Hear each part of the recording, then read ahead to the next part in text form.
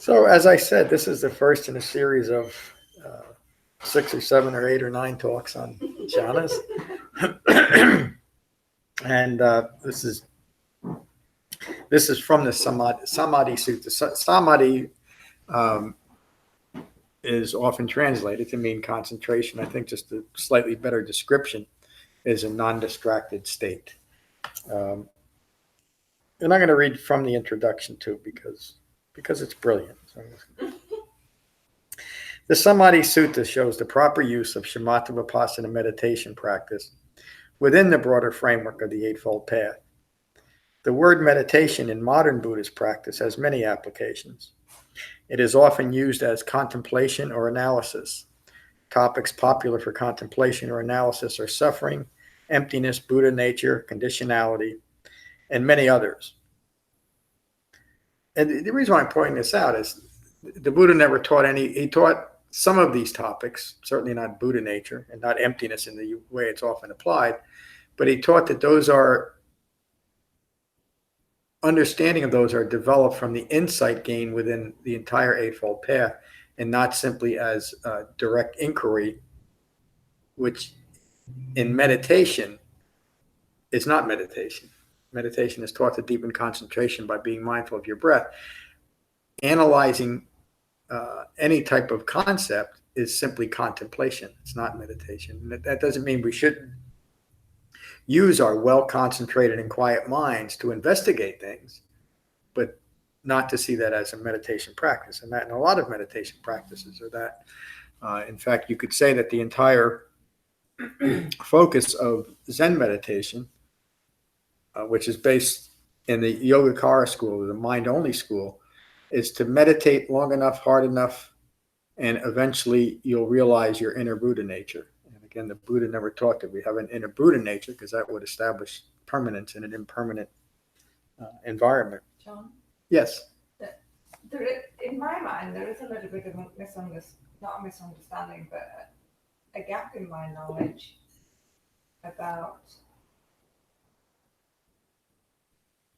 what you've just described is thinking about your breath and just thinking about what's present at the time.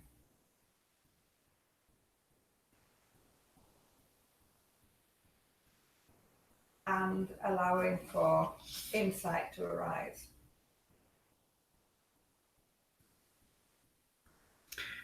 Very good question. The talk on Thursday addressed this a little bit also. Excuse me.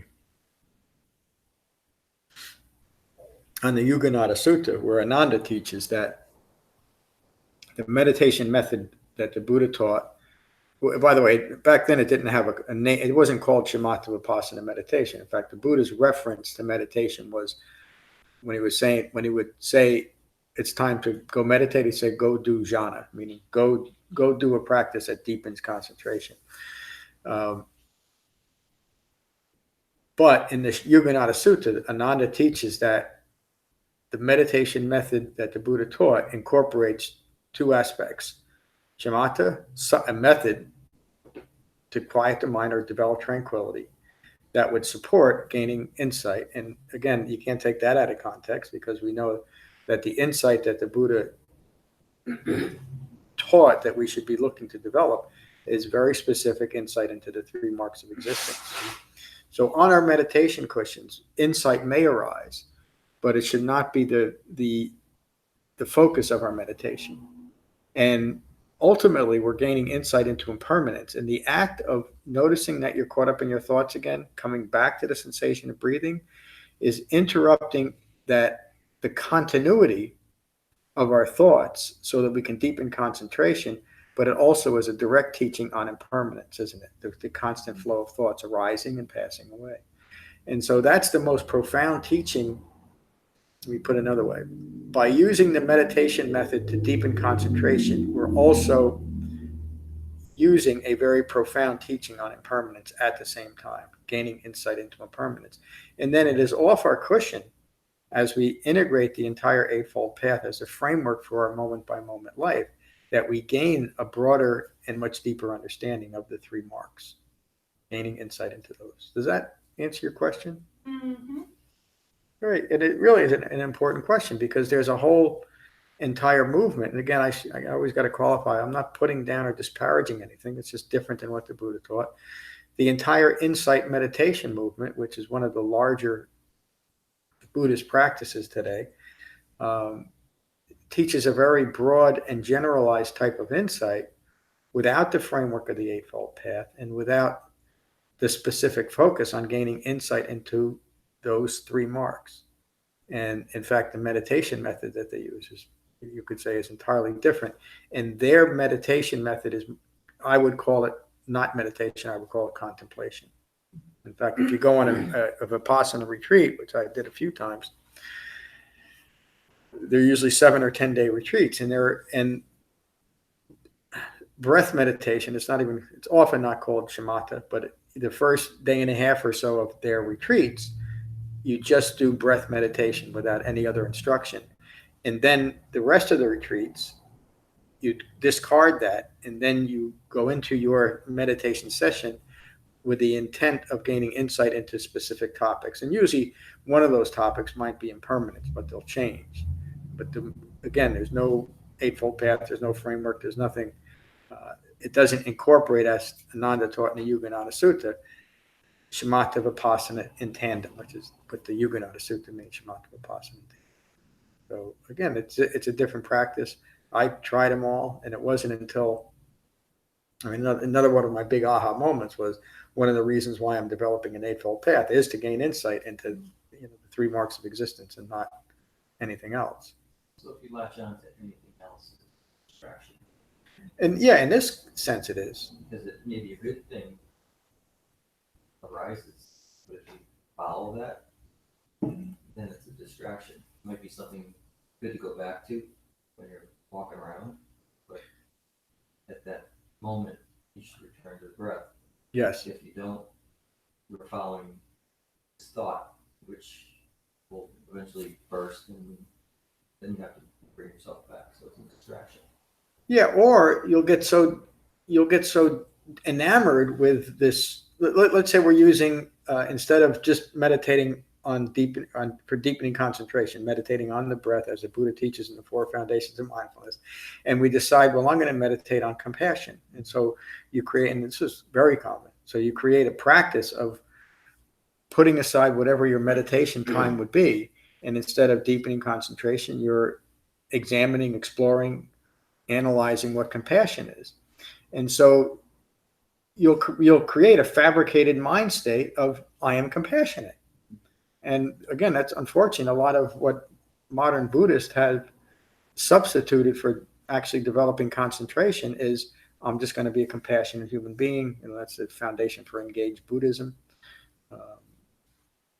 And it is just then a distraction from what the Buddha taught.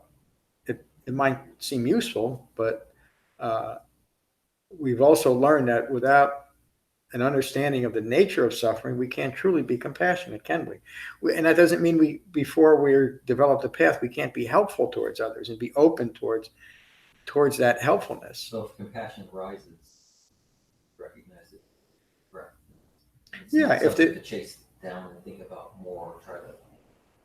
Also, that becomes your meditation. Yep. So I'm sure it's confusing for many people to associate something so positive, any variation of things that come up that are positive. Yeah.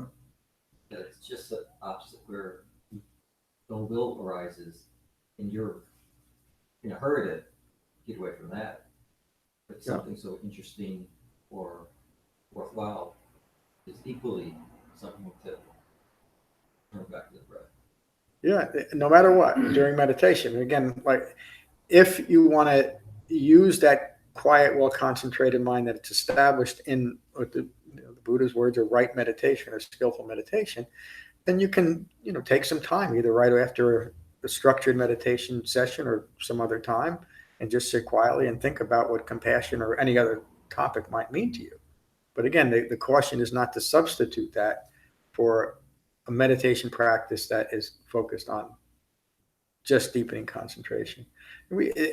it's important to remember when the Buddha refers to himself prior to his awakening, he describes himself as an unawakened bodhisattva, meaning a bodhisattva is a human being that is imbued with this great compassion for other human beings, but they're lacking the understanding of Four Noble Truths, of what a Buddha awakened to.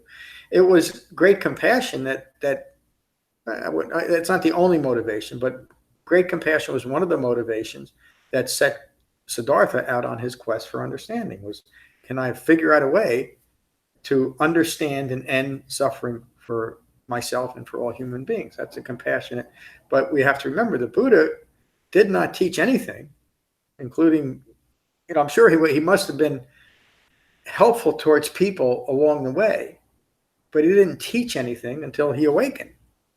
And then he taught that if you really want to be helpful towards others, you'll do the same thing. You'll awaken first. That's why I often say, and I say it a lot in retreat, the most loving thing I can do for myself and all other sentient beings is to awaken. And along the way, if an opportunity to open a door or give somebody some food or whatever it might be, that's fine.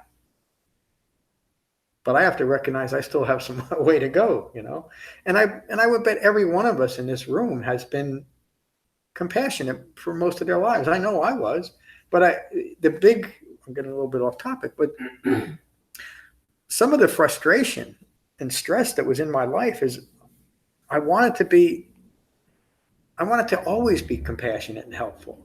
But because of my own conditioned thinking, I found myself not at times. And that was really hurtful towards me, not just towards other people. But I didn't have any foundation or structure to understand why. So even my thoughts, words, and deeds prior to coming to the Buddha's teaching were always confused and misdirected based on an idea of who I thought I should be and a desire to be that way, but I simply couldn't sometimes.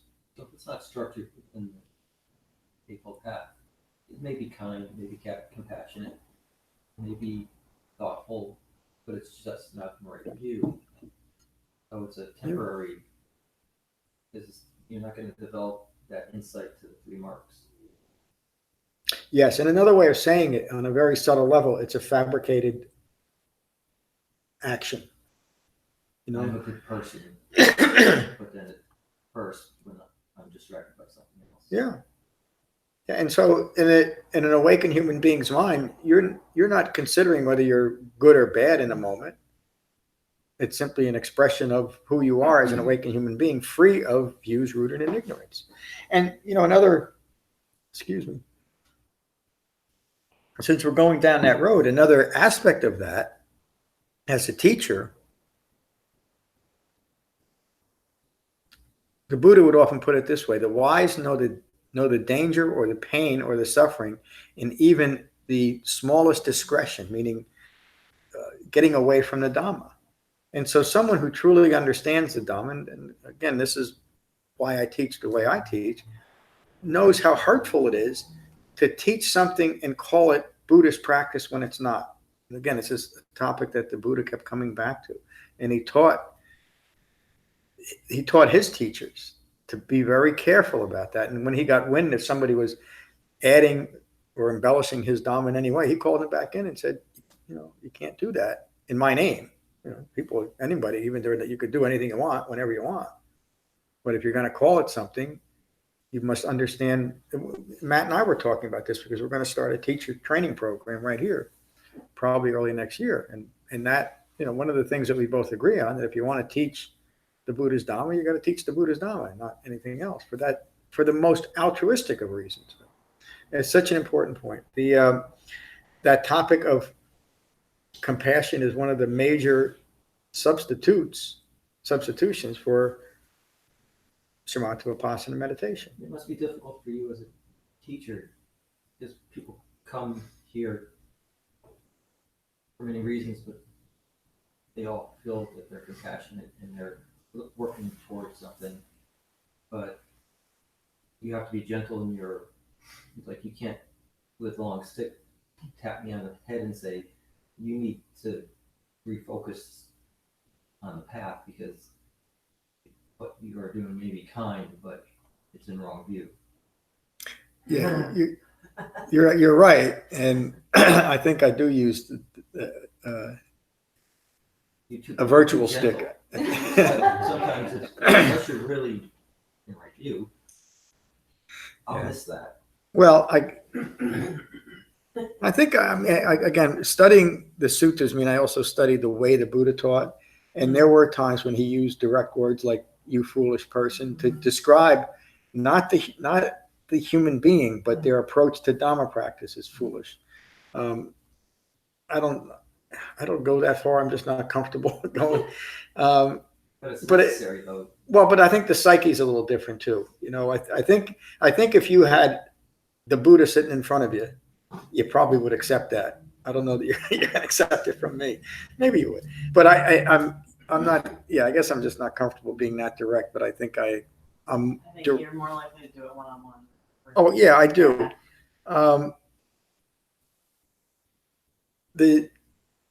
You all know that many people come through here and don't continue, and that's fine. I'm not saying anything about that. But the people that I find have the most difficulty staying with what the Buddha taught are those ones that think that spiritual, religious, Buddhist practice is about just being compassionate. And whether you realize it or not, when you listen to what I'm saying, which is really just the words of the Buddha, the way I look at it too is I am a representative of the Dhamma, and that helps me. If you're representing something, you try your best to be authentic to whatever you're representing. It doesn't matter what it is. If it's fly fishing, I'm a representative of what the Buddha taught, is the way I look at myself. And so I have it's my charge to be authentic to that.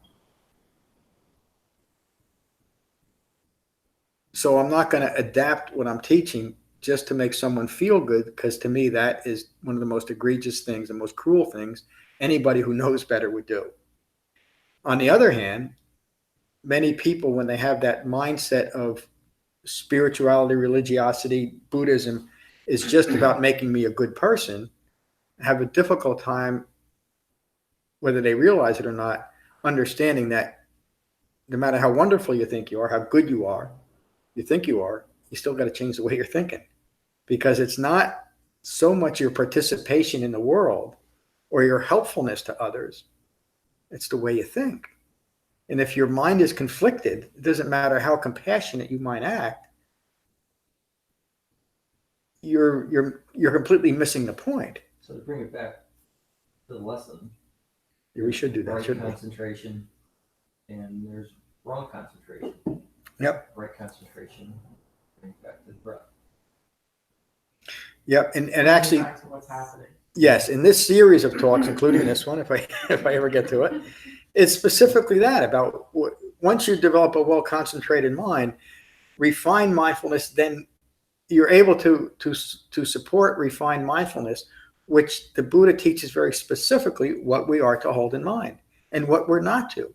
And some of the things that we're not to hold in mind simply because they don't lead to the goal are conceptual applications of that. Of, I'm good, I'm compassionate. Things that are impermanent. Yes, and if you want to know how compassionate you really are, develop a well-concentrated mind and then start incorporating right speech, action, and livelihood. Because then you'll see it much more clearly. And it's not surprising, it's interesting to me how I think probably everyone in this class, in most classes, start integrating the Eightfold Path from the point of view of right speech, because that's easily recognized. Even though I'm not trying to be hurtful, I recognize patterns of speech that end up being hurtful, whether it's towards others or towards myself. And that's unintended, isn't it? We're not trying to hurt people, but we don't understand the entire framework that ignorance is leading us towards, and we often end up justifying hurtful behavior. The best example I can give of that is the Crusades, or even modern jihad. The well-intentioned people think that it's the highest expression of compassion to insist that you believe in my God, or I'm going to take you out of your misery and I'll kill you. And that's not very compassionate, is it? But you believe it because you've gone down that road so far. there's engaged modern Buddhism doesn't go that far, but often if you don't fit into this view of what a human being should be, and a good example is modern politics today, then you deserve to be seen as an evil person rather than someone who is simply rooted in ignorance. Where's the compassion there? But that's where the ideological view of compassion takes you. So again, thank you for bringing it up. And the point of meditation, as we'll continue to develop, is to deepen concentration and not to increase fabricated concepts, which, as David pointed out, is simply, in this case, a distraction. Does everybody understand all that too? I mean, it's such an important thing, and you're right, it comes up often. Yeah.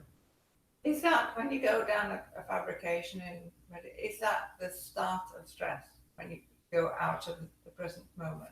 Yes. Is that absolutely the start of it? And every time. Yeah. From ignorance as a requisite condition comes fabrication. That's the foundation. Fabrication is stress. Yes, fabrication is always stress. Any fabricated view, we went through that Samadhi Sutta, which we had a little discussion about Thanissara's use of the word perversion to mean fabrication. And I now agree that that's probably a very good description, because it's a perversion, not meaning not just sexually. Perversion is anything that has perverted the truth. And so in this context,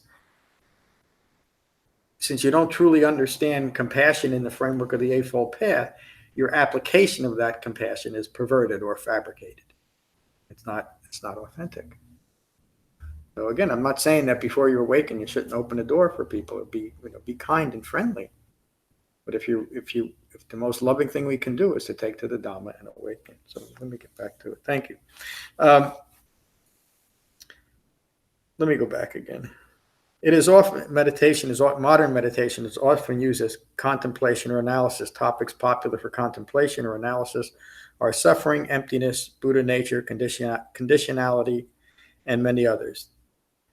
These topics overemphasize simple and direct teachings, leading to distraction by analysis. Often, too, meditation is used to describe a process of deity visualization and worship. One of the most widespread modern Buddhist practice uses mantra as a way of continually visualizing a salvific Buddhist God, meaning Amitabha Buddha. If we keep this chant and this visualization on our lips and in our mind continually, and most importantly at the moment of death, we'll be taken to Amitabha heaven and be taken care of forever by Amitabha Buddha. And again, that may be entirely true. It's just not what the Buddha taught. Still, other applications of meditation are used to hopefully develop a quality of mind of nothingness, where an inherent Buddha nature is realized. The Buddha never taught anything like that, to try to create a mind of emptiness or nothingness where inner Buddha nature will arise.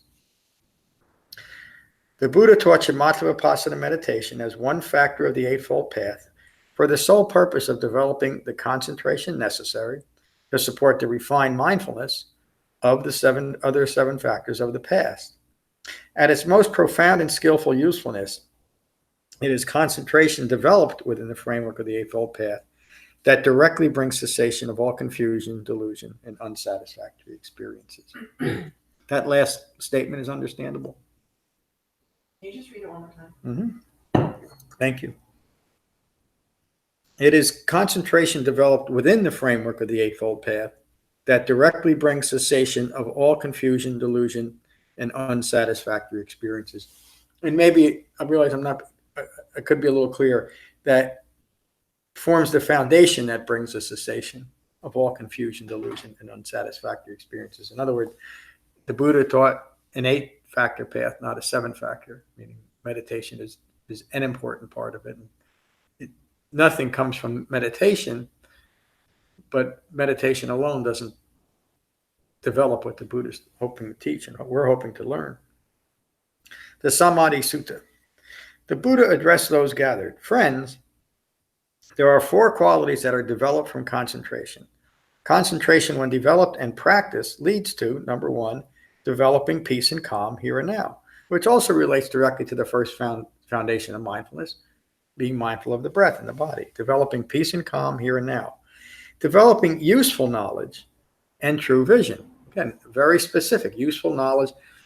We have to understand the overarching context that useful knowledge or insight is into the three marks of existence. Developing refined mindfulness and attentiveness. The Buddha teaches in other suttas what we are to be mindful of and attentive to, including the Satipatthana and the Anapanasati Sutta, where he says, once we have used the four foundations of mindfulness to develop a certain measure of concentration, then we apply that concentration and mindfulness to these other themes of the sutta, of the Dhamma, such as the five clinging aggregates, the five hindrances, the four noble truths, the seven factors of awakening, etc., etc. Number 4, developing the cessation of craving, aversion, and delusion. A mind that is well concentrated is free of craving, at least in the moment that it's well concentrated. Now, we all know that at the beginning of practice, and usually for a short time later, maybe a little longer, that when we're in meditation and our minds are simply focused on our breath, there is no craving or clinging, is there, in that moment? The next moment, we might be caught up in our thoughts again where craving and clinging are present. We come back to the sensation of breathing. So that last quality that the Buddha is describing, developing the cessation of craving, aversion, and delusion, the three defilements, is something that begins as soon as we start using right meditation, and it continues to deepen. We do, as he's saying, we develop these qualities of mind. Yeah. Sometimes when you're meditating, you can be aware of your breath, thinking about your breath, but you're thinking at the same time. Yep. So is that thinking, when you're aware of your breath, craving, or is that not craving? It's another great question. Thank you. So a well-concentrated mind has gained control of its thoughts, but it doesn't mean that there are no thoughts. That's something else. That's a trance-like state. And I always say, in 5 minutes, I could teach you all to develop a trance-like state. I wish And I I refuse to do it because it was a huge distraction for me to overcome that and realize in a trance-like state, there's absolutely I've literally created a situation where I've completely lost my mind, even though it feels pretty good at times. It's a good escape. There's no value at all. It's a complete distraction. You described it, I think this is a couple of years ago now, that in your meditation, your breath is here and the thoughts are here. And that's just how it is. We're human beings. We're sensitive and conscious human beings. Feelings arise and pass away. Thoughts arise and pass away. The only way to successfully stop thinking without manipulation, off with your head. And I do not recommend that at all. In a well-concentrated mind, thoughts are flowing. We're simply not distracted by it. That's the essence of concentration, isn't it? And so much like we don't have to be concerned ourselves, and Matt and you had this discussion and we talked about it a little bit. We don't have to be concerned with focusing on keeping our heart pumping blood through our body. It just does it. And as conscious human beings, thoughts are constantly flowing in our brains. But a self-referential ego personality latches onto those thoughts and wants to make those thoughts something other than simply a flow of well-informed consciousness. Mine, I want to be mine, Yeah. me, myself. Yes, and ultimately, it is not external objects that we are clinging to and craving for. We become so enamored with our thoughts and our fabrications. And that's the ultimate release from that type of thinking. Clinging to views, clinging to fabrications, clinging to wrong views. So this is really a great conversation. Thanks for the questions. The Buddha continues. Oh, I'm sorry. I think what we're saying is really the first jhana, because the Buddha describes its concentration accompanied by thought. And that is it. You're not distracted by your thought, but it's accompanied by thought. Exactly. Thank you. And so we're going to go through those ever deepening levels of concentration in a moment. The Buddha continues. How does the development of concentration lead to peace and calm here and now. When properly engaged, and I like, the use, these are again the translations from the Pali, and this is Thanissaro, who's I think probably the best translator around today. When properly engaged, so the inference and even the usage of these words is that it can be improperly engaged. Can it? Can it not? I should say. When properly engaged in Shamatha-Vipassana meditation, one is withdrawn from sensuality and unskillful mental qualities, what David brought up. And an act of sensuality. Now remember, we understand that we have a sixth sense base, the five physical senses, and that sixth sense, our consciousness, or our intellect, that feeds sensuality. So when we start massaging our intellectual concepts, that's engaging in sensuality. And some people have a hard time seeing that their thoughts are sensual based or sensual, or it's a sensual organ in effect. But think about that's how we think, especially, from an unawakened point of view, all sensuality occurs in our thoughts. And it's from contact through our five other senses that we end up enamored with our thoughts, or averse to our own thoughts. Disenamored, but it's not the type of disenamored we're talking about. Is that clear too? So as a mental / physical being, it's what we do with our sixth sense base. We just went through that series of practicing restraint. We're either indulging our senses or practicing restraint at our senses. That's the only choice we ever really have. Of course, there's a developing middle way until we awaken, that we might be of two minds there. But ultimately the choice is, am I going to practice resistance, meaning resistance to giving into sensuality, practice restraint, or am I going to simply give in to everything that's coming in, which is what a distracted mind will always do. When properly engaged in Shamatha-Vipassana meditation, one is withdrawn from sensuality and unskillful mental qualities. They enter and remain in the first jhana, delight and pleasure born of withdrawal and accompanied by focused thought and insight. Not the absence of thought, focused thought, which also means we're not distracted by our thoughts. If the Buddha was saying that continuing meditation from a distracted way, he would say, and unfocused thoughts. So the beginning level of meditative absorption of jhana is just that. And there's delight and pleasure because we're quieting our minds. Is that clear? It's not something that we should be grasping after, but there's a certain level of pleasure that should be acknowledged, and it's not right or wrong, but it's a good indication that we're starting to deepen concentration. I mean, there's a level of, as observer. That's a good way of putting it too. I mean, as Lauren was saying, your thoughts are here, but it's in a selfish way, you're observing this whole process of getting into right concentration. Yeah. It's a form of eye making, but at some point, how do you differentiate that you're observing, but it's a right observing? Yes, and one of the most brilliant aspects of the Buddha's Dhamma is he didn't say you're stuck in wrong views ignorance of Four Noble Truths, so you must think this way, which is really what a lot of modern applications are. They're trying to fix a broken self by establishing something different. The Buddha's Dhamma meets every human being exactly where they are.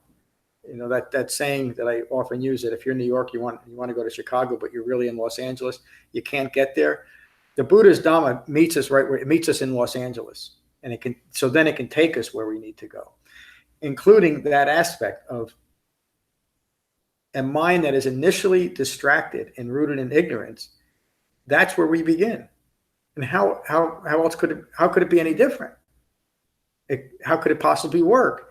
How could it possibly work if we can't start where we are? It wouldn't make any sense, would it? Or it would be exclusive to people that don't even need it. The Buddha's Dhamma teaches us that as human beings, we can gain awakening starting wherever we are, whatever our position is, whatever the level of our fabrications or ignorance is. We begin right there. And this applies to everyone. And so the initial beginning of meditation begins with right where we are, from self-referential views and acknowledging that we're there, and that takes us into the first jhana. And so there's still a remnant of self-referential views, isn't there? But as we continue to deepen our practice sit by sit, these levels of meditative absorption continue to deepen and then support an entire Dhamma practice. And the fact that these are taught as 4 levels of deepening meditative absorption, it shouldn't be seen that there's a defining characteristic between each level, even though the Buddha teaches that, and I'll be talking about it. It's really just a continuation of deepening meditative absorption that has noticeable features to each level, if you will. In other words, we shouldn't be looking to go, well, I'm in the first level, let me get to the second. You're not getting a badge for the second one. Yeah, no badge. And there's no test either. And again, the reason why the Buddha taught anything is so that we could experience it directly. And in the beginning, we need to know what we should be experiencing. That's the purpose of all these teachings on jhana. So we can recognize in our own minds, oh, this is where I'm at now. This is what this awakened human being taught, and now I see it. I'm having the experience. I am episekoing. If I can use that word. I think this might be the first time in 2,600 years that word was ever used. But not the first word you've made up. No, but they fit, don't they? Yes, I was just That's the amazing thing. appropriate, very appropriate. Episekoing is a new word. The Buddha continues. As concentration deepens further, they enter and remain into the second jhana. Focused thoughts and insight still. Delight and pleasure born of composure and inner assurance, another word would be inner poise, arise. And again, every one of us has experienced that, even if it's just for a momentary period during meditation. Focused thoughts and insight still. It's just another way of saying grasping after thoughts or even conceptual applications still. And this is just a natural progression from the first jhana. And it's something that, again, every one of us has experienced during right meditation. And I bet you we can all agree that we have recognized an inner poise or inner assurance in our meditation, even if it's just brief. Is that correct? Another way it might be that we just feel centered and peaceful in our bodies, even if it's just for a moment. That's the second jhana. Excuse me. As concentration deepens further, they enter and remain in the third jhana. Delight and pleasure and the perception of pleasure and pain disappear. So we're no longer evaluating how I feel. And again, this isn't necessarily for an extended period of time. It's simply a noticeable deepening. So for the moment, we're no longer concerned with pleasure or pain. We're simply focused on and concentrated on the sensation of breathing in our body. And if you look at the 4 foundations of mindfulness, the Buddha's taking us through that, isn't he? You be mindful of your breath in your body, be mindful of feelings and thoughts arising and passing away, and noticing the 4th quality of mindfulness in that moment is simply calm. And that deepens further, that calm deepens. And continuing in that description of the third jhana, equanimity and refined mindfulness increases and a peaceful mind prevails. We notice that we're calm. Again, I'll ask the same question. Have you all experienced a measure of calm, even if it's just momentarily, in your Shamatha-Vipassana meditation? Yeah. Yes, please. Sometimes when you're meditating, because your mind is going to a place that's unfamiliar, it's sometimes, I find it difficult to distinguish calm from just like going a bit dopey. just a bit Mhm. sleepy or dopey or but and sometimes I wonder if I'm just like going a bit dopey or this is actually a calm meditative state. Yeah. The two are Hard to distinguish. hard to, yeah. So that's one of the primary reasons why the Buddha is teaching this. So you know the difference. If you're engaging in Shamatha-Vipassana meditation, and you notice that quality of mind that seems calm and may be confused as dopey, but you're using the method, you know that it's not. And that, again, how do we know that your question speaks to how important it is to use the Dhamma the way the Buddha taught it, so we know the difference, and we're not confusing ourselves by simply fabrications, such as I'm going to analyze compassion for a half an hour, and wow, I feel better. Well, most human beings would, and so they see that as an accomplishment rather than recognizing that they simply distracted themselves for a half an hour. Using the method the Buddha taught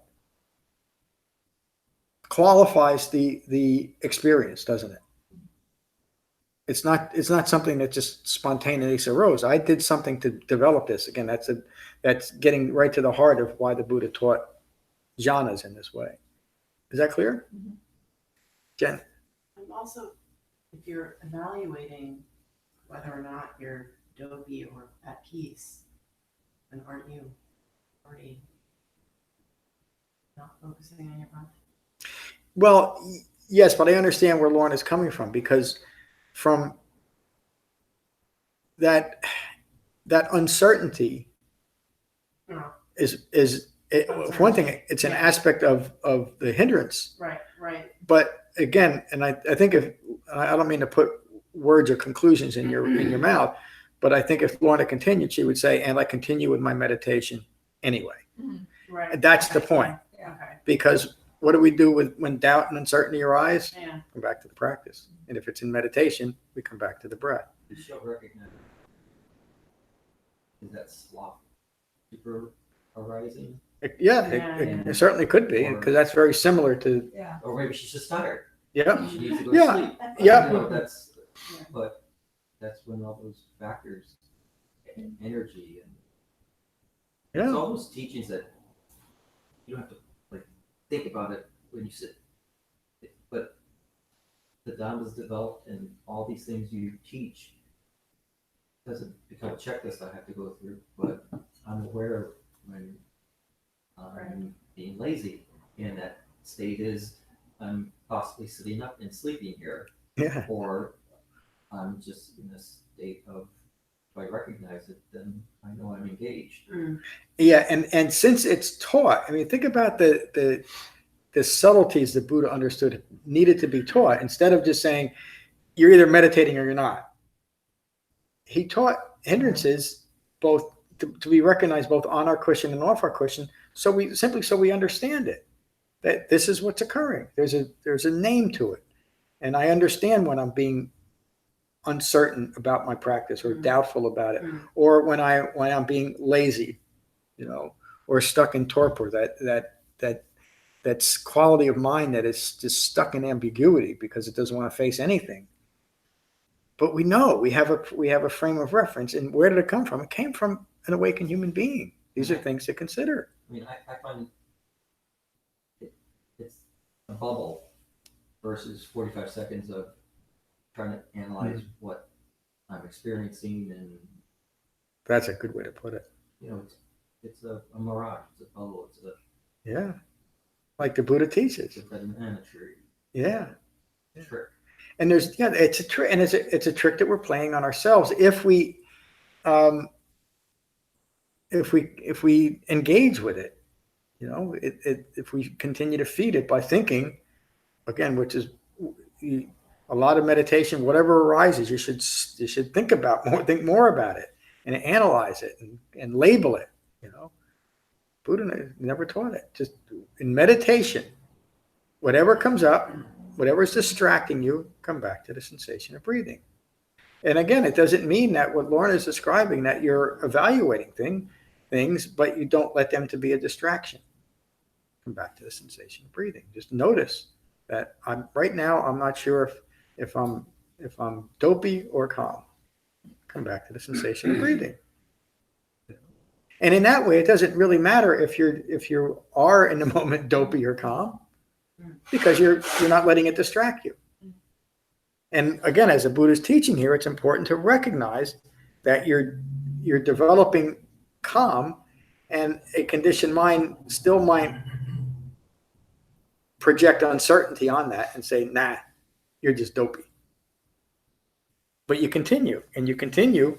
As you continue, the Buddha would say, as concentration deepens further, they enter and remain in the fourth jhana. Mindful equanimity prevails, meaning that calm that you weren't too sure about is now present, and you know it.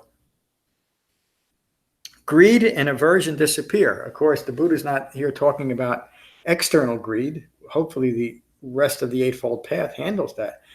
Greed and aversion vanishes in your meditation practice. In other words, you're not grasping after anything at this point.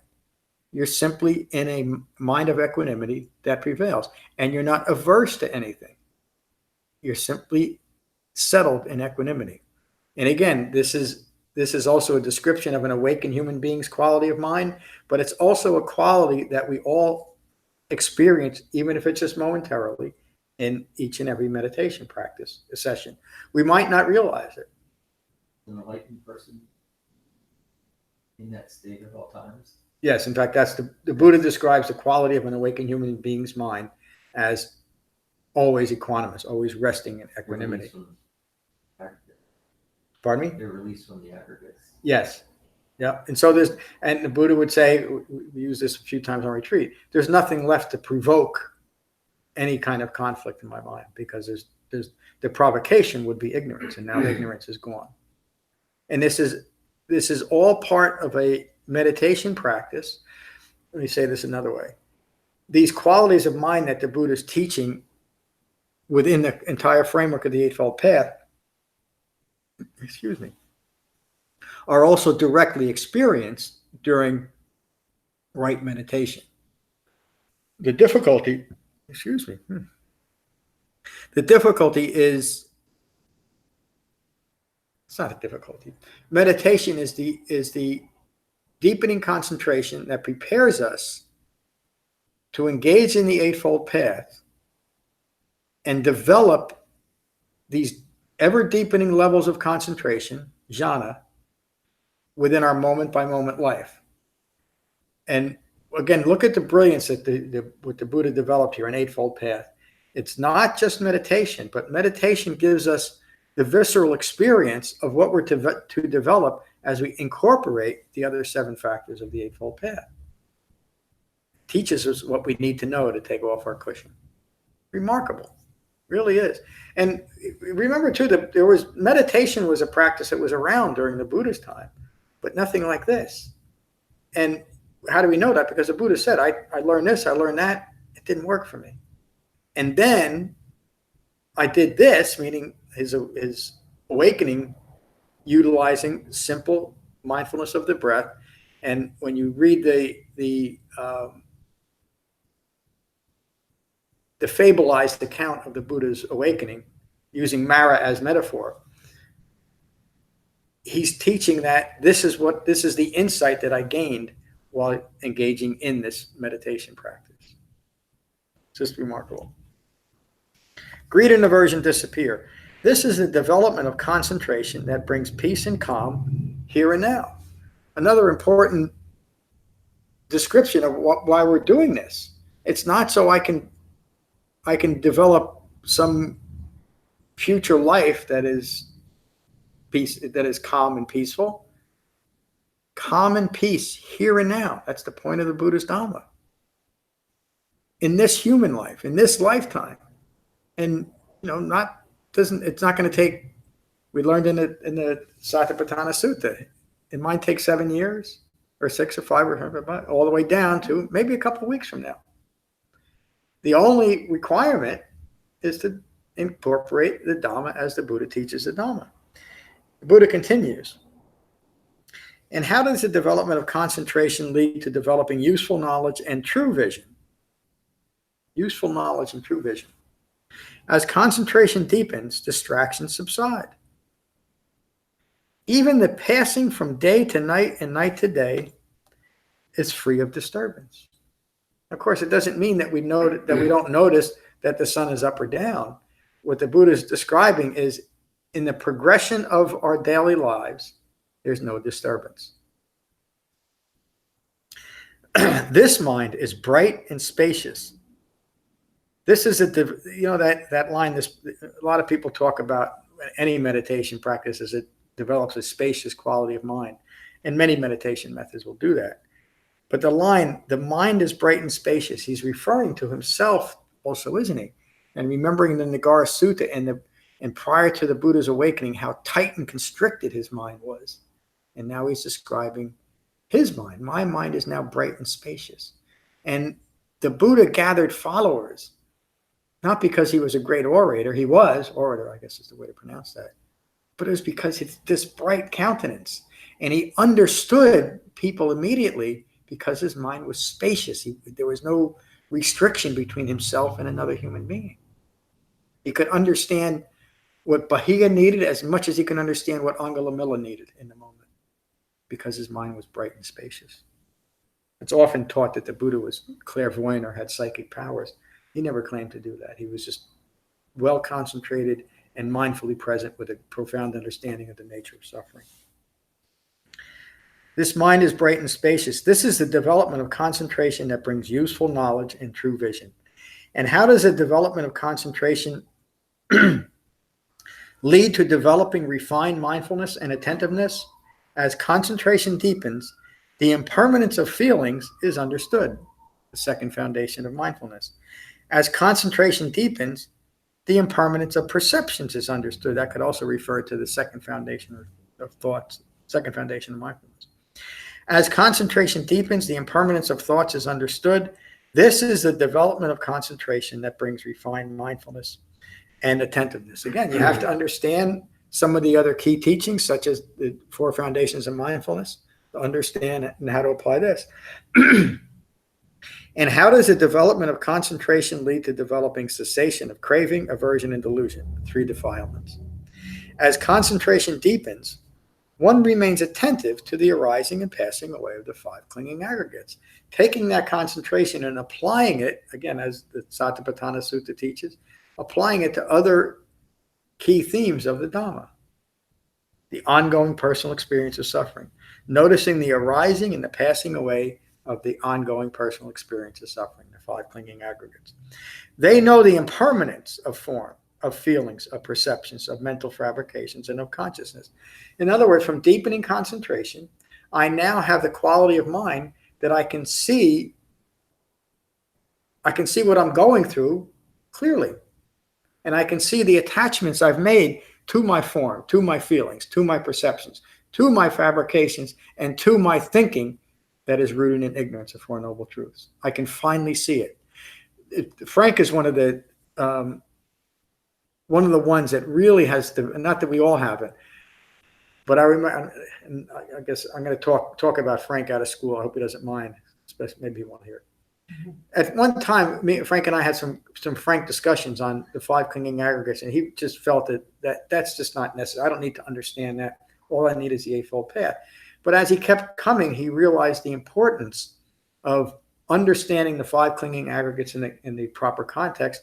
And now he refers to himself when he's distracted and stressful as the five clinging aggregates. He sees it clearly. And we all are developing that. And that is, again, the Buddha saying, when we deepen our concentration, we apply it in this way to seeing the five clinging aggregates, the arising and the passing away of suffering. They know the impermanence of form, of feelings, of perceptions, of mental fabrications, and of consciousness. Excuse me. This is the development of concentration that brings the cessation of craving, aversion, and delusion. I'm going to read that again.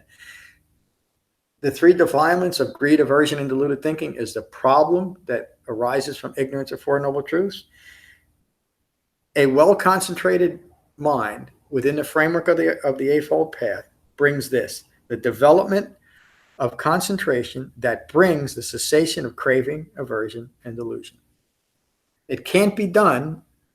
In other words, if we're looking at developing what the Buddha describes as an awakened human being and developing a true and authentic Buddhist path, it can't be done without the right meditation method. And again, I'm not just teaching that. This is something the Buddha taught was singularly important during his dispensation, and the next 3 weeks or so are going to be focused on different ways that the Buddha came at this. Friends, these are the 4 qualities that are developed from concentration. Those who understand the 3 marks of existence, for whom there are no disturbances, free of desire, at peace, this one has abandoned confusion, delusion, and dukkha, and disappointment, ongoing disappointment. That's the end of this wonderful sutta. Thank you for listening. So any questions about the sutta directly, and then we'll go around the room. Lorna, good morning. Good morning.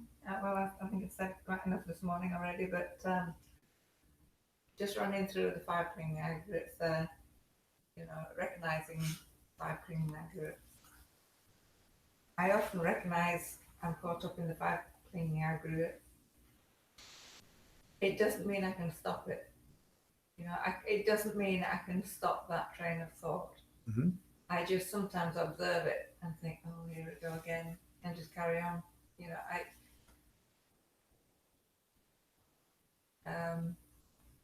Whether I'm just lazy or probably not understanding in the moment really the importance of it, but I do recognize the 5 clinging aggregates, but stopping that train of thought and changing track mentally at that precise moment, you see the 5 clinging aggregates.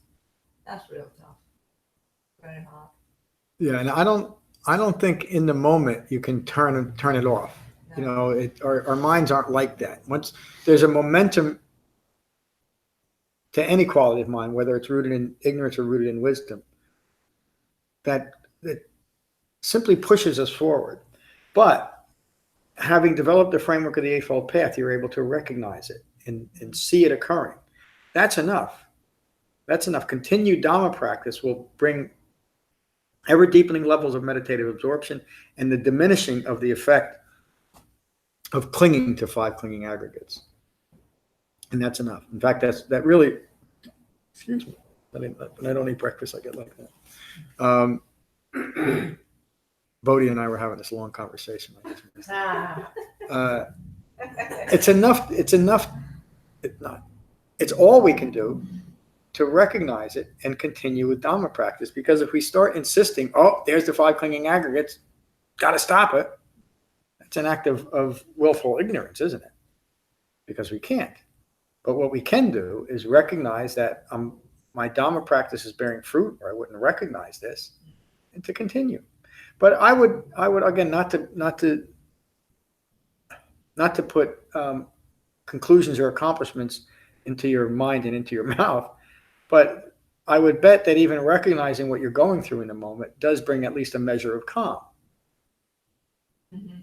Even though you can't. Certainly understanding. Yeah. And the eye making and the whole basket. I mean, you can see it in your mind. It's all there at that moment. You can see it. Yes. But I can't stop it. That's you can't in the moment. But that's why continued Dhamma practice is done. So that it's not that you gain the power to stop it. As the Buddha says, you simply abandon the underlying cause of those things as you develop it. But first you have to be epicentering in the moment, seeing it for yourself. Thank you, Lorna. David, good to see you this morning. Morning, John. Thank you for your teaching. Thank you. I don't think I have anything to add. Thank you for all you added this morning. Mary, good to see you. Good to see you. Good to see everyone. I love to see you. Thank you. Jen, good to see you this morning. It's great to see you. Good to be here.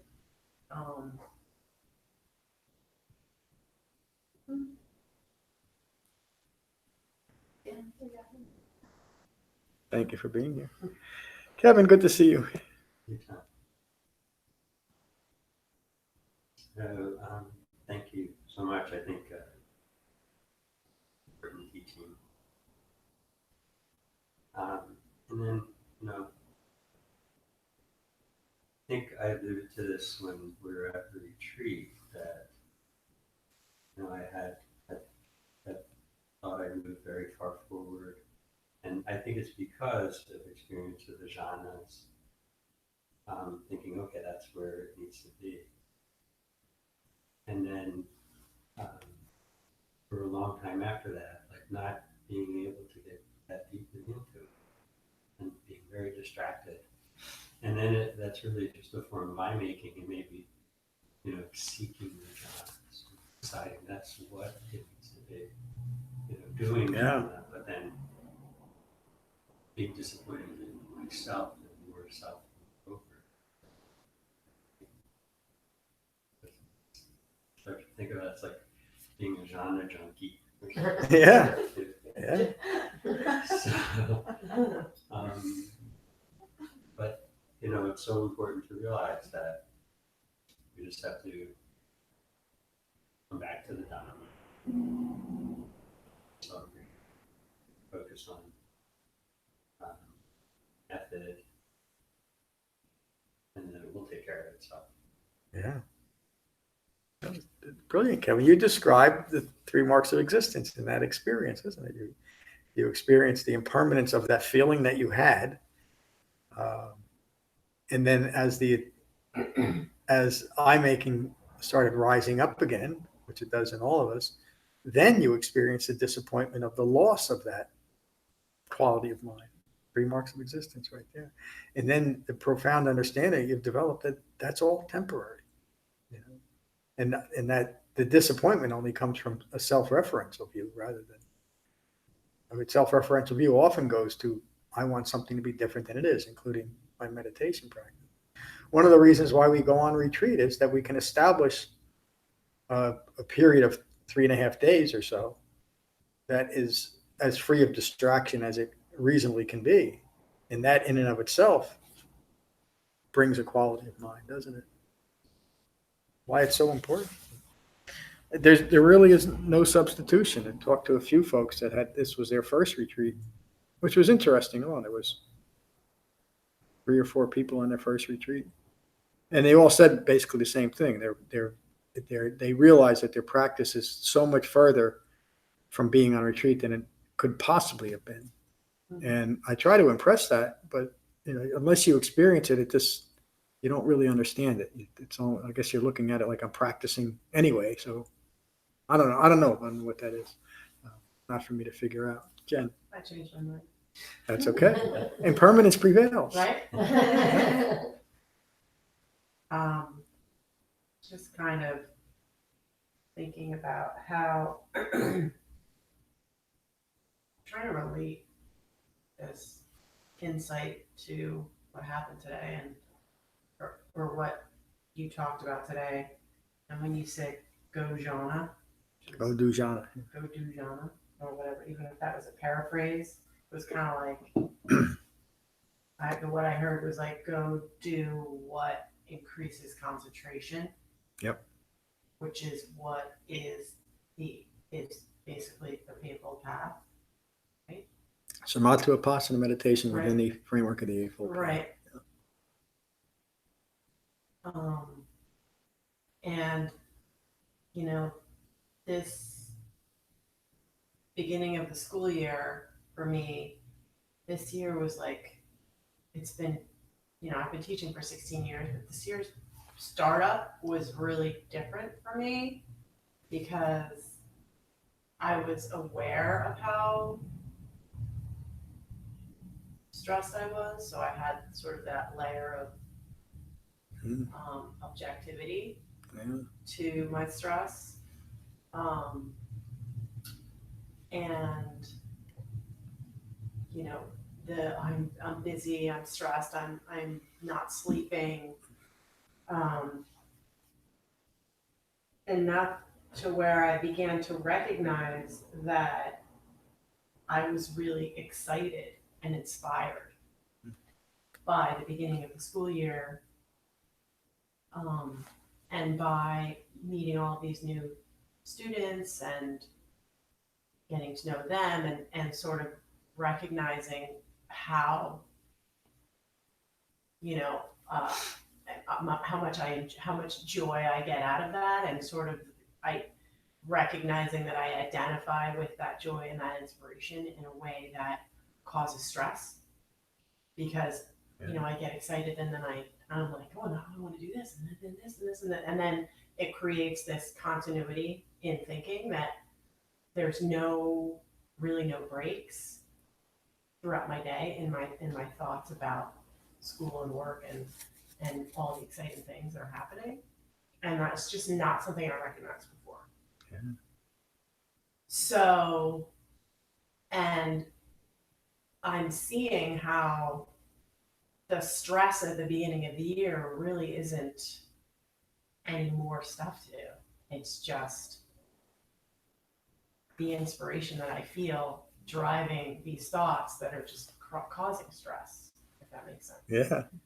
And so Go Jhana kind of like helped me to say, oh, I need to like really, really focus on incorporating concentration into my day when there's all of this inspiration welling up, because otherwise I'll just identify with it. And then,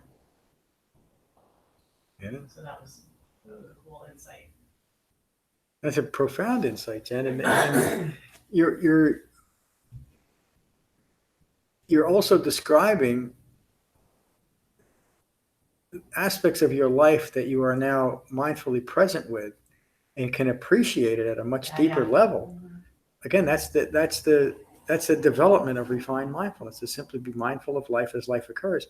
And then each and every moment, which for a human life, each and every moment is rather common, and we miss it because we're distracted from the past or the future, or distracted in your case from the overarching stress, but not understanding what was beneath it. Yeah. And now you're able to be present with that. Just being present with the feeling of inspiration. Yeah. And the joy is like nothing I've ever done before. I've always been off in my head with all the things I need to do with this inspiration and joy. So I was missing it. Such a great description of being mindfully present. Yeah. And as I say, be at peace with a less than peaceful mind state. You were able to remain peaceful, recognizing a less than peaceful underlying quality of mind, but the aspect of your well concentrated self didn't have to react to it. You just were there. That's what that means, to be at peace with less than peaceful mind state. It's remarkable. Thank you for sharing that. Any other questions or comments? So we're going to continue this series for the next couple of years, and we'll see where it takes us. Honestly, I don't know. I don't know. I would say, we're going to have 6 or 8 classes, but I'm still looking at what suttas I'm going to incorporate. So it's going to be for a couple more weeks each class, and I'm not going to repeat any of the classes. In other words, Tuesday's class is going to be on something called the wastewater pool, and next Saturday I can't remember what it is. All on jhanas on this subject. Can't think of any other announcements. We'll finish with metta, as we always do.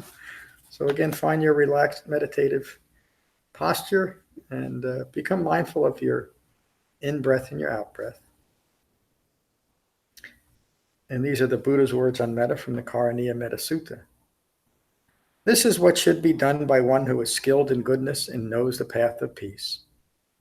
Let them be able and upright, straightforward and gentle in speech, humble and not conceited, contented and easily satisfied, unburdened with duties and frugal in their ways, peaceful and calm and wise and skillful, not proud or demanding in nature. Let them not do the slightest thing that the wise would later reprove. Wishing in gladness and in safety, may all beings be at ease. Whatever living beings there may be, whether they are weak or strong, omitting none, the great or the mighty, medium, short, or small, the seen and the unseen, those living near and far away, those born and to be born. May all beings be at ease. Let none deceive another or despise any being in any state. Let none through anger or ill will wish harm upon another. Even as a mother protects with her life her child, her only child, so with a boundless heart should one cherish all living beings. Radiating kindness over the entire world, spreading upwards to the skies and downwards to the depths, outwards and unbounded, freed from hatred and ill will. Whether standing or walking, seated or lying down, free from drowsiness, one should sustain this recollection. This is said to be the sublime abiding. By not holding to fixed views, the pure-hearted one, having clarity of vision, being freed from all sense desires, is not born again into this world. Thank you all for a wonderful class this morning. Peace.